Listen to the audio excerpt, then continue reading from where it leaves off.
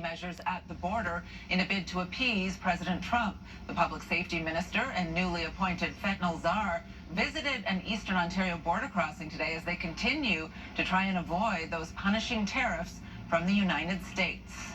The tour took place at the Lansdowne port of entry, about 150 kilometers southwest of Ottawa. CTV's Austin Lee was at the border today and joins us live with more. Austin.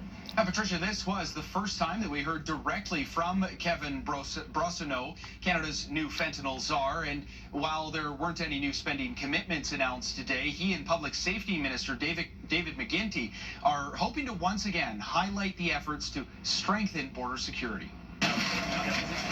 Touring the Lansdowne port of entry Wednesday morning, Canada's new fentanyl czar, Kevin Brosseau, and Public Safety Minister David McGuinty got a first-hand look at some of the latest security efforts underway at the Canada-U.S. border. This is not just a Canadian challenge. This is a Canadian and an American challenge. We are connected at the hip. Brosseau, a former senior member of the Royal Canadian Mounted Police, was appointed on Tuesday. He says his goal is to prevent fentanyl heading from Canada into the U.S. My mandate is clear: to be able to bring people together, to integrate the work, and produce results.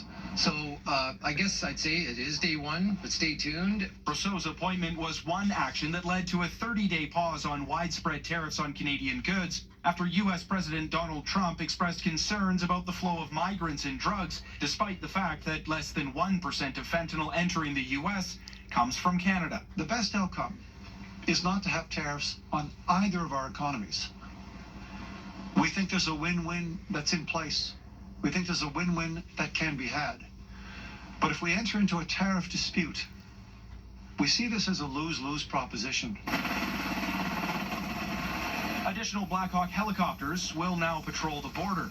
When it comes to contraband seized by Canadian border agents, last year the Canada Border Service Agency says it seized 930 firearms, approximately 56,600 kilograms of drugs, including 5 kilograms of fentanyl. In Ontario, 530 firearms were seized, along with 32,200 kilograms of drugs, of which 200 grams was fentanyl. 1 pound, 10 pounds. We all know the amount of deaths that possibly could represent. This is a national security and a public safety crisis.